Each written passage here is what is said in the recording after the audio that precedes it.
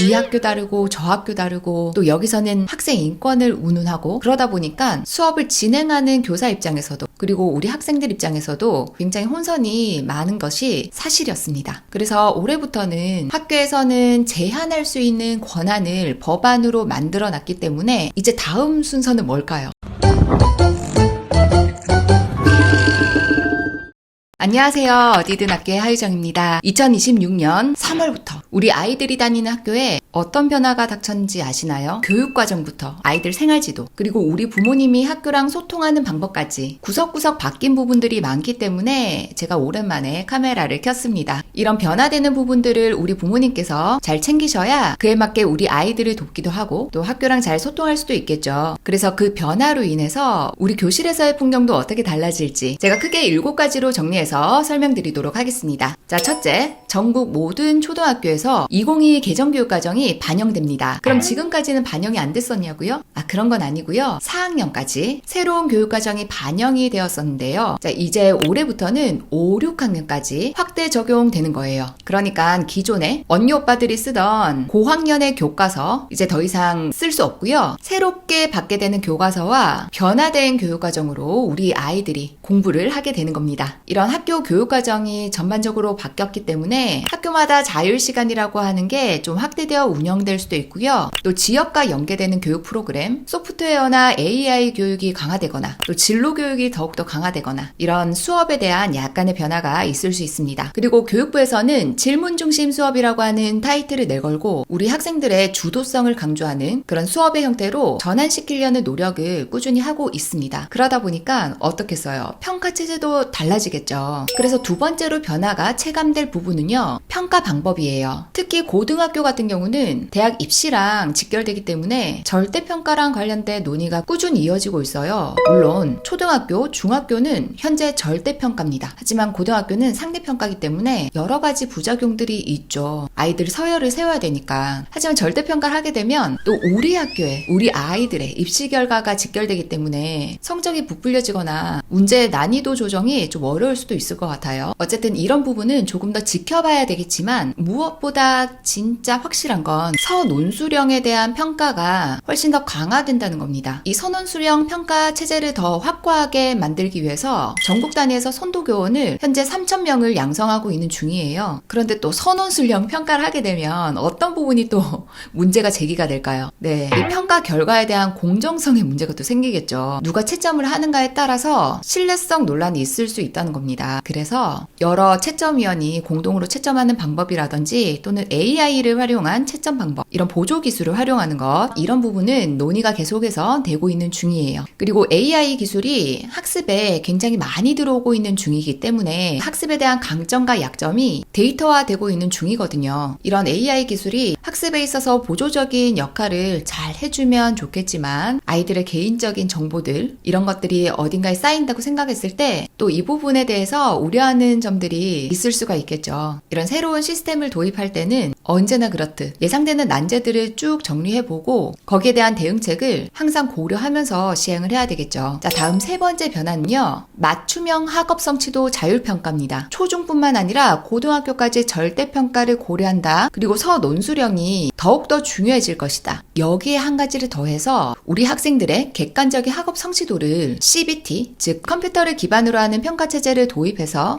시행할 예정입니다. 초등 1, 2학년은 아직까진 제외고요. 초등학교 3학년 이상부터는 원하는 학교에서 이런 평가 방법을 활용할 수 있게 되는 거예요. 국수, 사과, 영, 이 5과목에 사회 정서 역량까지 진단평가를 치를 수 있게 되거든요. 근데 아이들 줄 세우기라기보다는 이 본인의 정량적인 성취도를 객관적으로 우리 부모님께 개별적으로 알려주는 그런 시스템이 될 거예요. 그러니까 최대한 줄 세우지 않겠다라는 의지인 거죠. 자, 네 번째는 학교와의 소통 방법에 대한 변화입니다. 기존에 우리 부모님들은 학교랑 소통할 때 어떤 방법을 쓰셨나요? 학교에서 안내하는 공식적인 앱을 통해서 대체로 연락을 취하셨을 텐데요. 간혹 담임 선생님의 개인 연락처를 통해서 소통하는 경우도 종종 있었을 거예요. 그런데 올해부터는 담임 선생님의 개인 연락처로 직접 연락하는 것은 교육부 차원에서 이제 맡고 있습니다. 우리 아이, 즉 학생이죠. 학생과 관련된 논의사항은 선생님들에게도 공식적인 업무이기 때문에 사적인 연락수단 말고 공식적인 연락수단 어디예요? 학교죠. 학교죠. 이 기관으로 연락을 취하는 방법, 그리고 그동안 잘 해오셨듯이 학교에서 안내하는 그런 앱들, 뭐 하이클래스, 뭐 클래스틱, 뭐 학교종이 등등등 있죠. 이런 공식적인 루트를 통해서 연락을 취할 수 있도록 운영될 예정입니다. 민원이나 상담을 요청하는 창구가 하나로 단일화가 되는 거죠. 통화 녹음 이제 가능한 거 아시죠? 우리 학생들과 관련된 일은 공식적인 일이기 때문에 이런 식으로 좀 절차가 변경되었다라는 것을 알고 계시면 좋겠어요. 우리 부모님들이 정말로 대체로 너무너무 좋으세요. 굉장히 지지적이시고 그럼에도 불구하고 진짜 간혹 계시는 악의적인 민원들, 그런 사회적인 문제들 때문에 정책적으로 많은 변화가 있는 중이기도 합니다. 이해를 해주시면 너무너무 좋을 것 같아요. 그리고 이 학교에 따라서는 상담이 교실에서 이루어지는 게 아니라 녹음 장비나 CCTV가 갖춰진 별도의 상담실에서 운영되기도 할 겁니다. 이건 학교 재반 여건에 따라서 조금 차이가 있을 수 있어요. 혹시나 상담 중에 뭔가 폭언이나 지나친 요구가 있거나 이런 경우에는 교사가 즉시 상담을 중단하기를 요청할 권리가 보장됩니다. 기존에도 상담 내용들은 우리 현장에 계시는 선생님들이 기록을 잘 해놓고 계셨는데 다양한 기술들이 학교에 도입되다 보니까 더욱더 데이터화하기가 수월할 수 있겠죠. 자, 그 다음 5번째. 2026년 3월부터는 스마트폰 사용이 금지됩니다. 언제? 수업 중에. 이게 지난 25년 8월 말쯤에 초중등교육법 일부 개정안이 통과가 되었어요. 이건 학교가 우리 아이들의 학습권을 보호하기 위해서 이 수업 중에 각종 스마트 기기 사용을 제한할 수 있도록 법적 근거를 마련한 거예요. 권한을 갖게 된 거죠. 왜냐하면 이 학교 다르고 저 학교 다르고 또 여기서는 학생 인권을 운운하고 그러다 보니까 수업을 진행하는 교사 입장에서도 그리고 우리 학생들 입장에서도 굉장히 혼선이 많은 것이 사실이었습니다. 그래서 올해부터는 학교에서는 제한할 수 있는 권한을 법안으로 만들어 놨기 때문에 이제 다음 순서는 뭘까요? 학교장이 학칙으로서 세부적인 제한 기준, 사용 기준 이런 것들을 구분 짓겠죠. 우리 학교는 수거할 것이다. 이 시간에는 절대 사용하지 못한다. 이런 규정들요. 그러니까 여전히 제가 예상하기로는 학교마다 조금씩 다른 학칙을 정해놓을 것 같다라는 생각이 듭니다. 과거에는 핸드폰 수거함 같은 거 사실 사용하기도 했었거든요. 자기 번호 자리에 본인의 핸드폰을 넣어놓는 그렇게 수거해서 담임선생님이 보관했던 그런 시절도 있었는데요. 그 시절로 다시 돌아갈지 아니면 개인이 잘 보관하고 있다가 이제 하교하면서 사용할 수 있도록 이렇게 조치를 할지 그 부분은 단위 학교에서 앞으로 정하게 될 것 같습니다. 자, 그리고 6번째. 모든 초중 고등학교에서 사회정서 교육이 시행됩니다. 2025년도에도 했다고요? 그렇죠. 했습니다. 작년에 시범 운영을 해봤거든요. 괜찮았어요. 이제 올해부터는 안착이 되어야 되기 때문에 전국적으로 확대되어서 더 탄탄하게 시행이 될 예정이고요. 사회정서 교육과 관련된 교육 콘텐츠가 굉장히 많이 개발이 되고 있는 중입니다. 현재는 교육부에서 개발한 144종이 단위 학교로 보급되고 있는 중이고요. 우리 아이들이 이런 콘텐츠를 바탕으로 또 우리 선생님들이 짜고 있는 교과랑 융합해서 사회정서 교육을 다양하게 우리 아이들에게 지도를 하고 계시거든요. 자기를 잘 인식을 하고 감정도 잘 조절하고 대인관계 기술도 좀 익히면서 이렇게 구성이 되고 있고요. 여러분들 에듀넷이나 함께학교 이런 플랫폼에 들어가시면 여러 가지 사회정서 학습과 관련된 다양한 자료를 다운받으실 수도 있어요. 이 관련해서 선도교사도 지금 해마다 계속해서 양성하고 있는 중이고요. 시수가 학년별로 한 6차시 정도밖에 없어서 정말로 다양하게 긴 시간 동안 수많은 활동을 할 수는 없지만 정말 필요한 교육이 아닐까 싶습니다. 자, 마지막 7번째. 기타 사항들. 자, 짜잘하게 변화되는 부분들이 몇 가지가 더 있어서요. 그 중에 하나는 AI 기반 학습. 예를 들어서 디지털 교과서가 전면 도입이 될 뻔했다가 교과서의 지위에서 학습 자료로 조금 조정이 되었다는 거. 그런 부분들이 있었는데요. 그럼에도 불구하고 시대적인 변화가 인공지능이 굉장히 각광을 받고 있는 시대이기 때문에 그런 AI를 활용하는 다양한 수업들은 교실로 많이 들어올 예정이기도 합니다. AI 디지털 선도학교도 전국에서 이제 점점 많이 생기고 있고요. 거기서도 다양한 실험적인 방법들을 해보겠지만 학습에 가장 효과적인 그런 방법들을 고안을 해보고 그 내용을 바탕으로 보편적인 교육으로 만드는데 힘을 쏟지 않을까 싶고요. 또 다른 기타 변화사항 중에는 학교에 독도주간 이런 게 있거든요. 독도 교육을 공식적으로 하고 있는데 시수적인 측면에서도 확 늘었어요. 한 주 10시간 이상 교육청 이렇게 교육과정을 운영할 수 있도록 권고하고 있거든요. 우리 용도에 대한, 우리 역사에 대한 우리 학생들의 인식이 조금 더 올바르게 잡히기를 바라는 마음이 아닐까 싶습니다. 그리고 얼마 전에 독서국가 선포하신 거 들어보셨죠? 독서야 학교마다 굉장히 강조하는 기본적인 소양, 기본적인 문해력을 갖출 수 있는 당연한 활동이었는데요. 이 또한 공식적으로 강조되니까 아마 독서랑 관련된 프로그램들이 조금 더 학교에 탄탄하게 들어오지 않을까 하는 기대감이 들기도 합니다. 자, 이번 영상에서는 2026년 3월부터 학교에 변화되는 부분들, 특히 정책적으로 변화가 이미 확정된 부분들을 7가지로 설명을 드렸어요. 2022 개정교육과정이 전체적으로 확대된다는 것, 그리고 평가체제가 절대평가, 서논수령 이런 것들이 강조된다는 것, 그리고 컴퓨터 기반으로 학업 성취도 평가가 3학년 이상부터는 이루어진다는 것, 우리 부모님이 학교랑 소통하는 방법이 공식적인 루트를 통해서 딱 정해진 그 채널로 앞으로는 이루어진다라는 것, 또 우리 아이들 스마트폰 사용이 학교에서는 수업 중 일과 중에서는 이제 금지가 될 것이라는 그런 소식, 또 사회정서교육이 전국적으로 시행된다는 것, 교과나 생활지도 면에서 또 기타 짜잘하게 변화되는 부분들, 독도교육이 또 강화된다는 것, 또 AI 소프트웨어 교육들, 제가 오늘은 이 정도 말씀드렸는데요. 또 혹시나 또 갑작스럽게 변화가 되는 부분들이 있다면 이와 관련되어서 빠르게 전달드리도록 하겠습니다. 그럼 여러분 새학년 준비 화이팅 하시고요. 그럼 저는 다음에 다른 영상으로 다시 만나 뵙도록 할게요.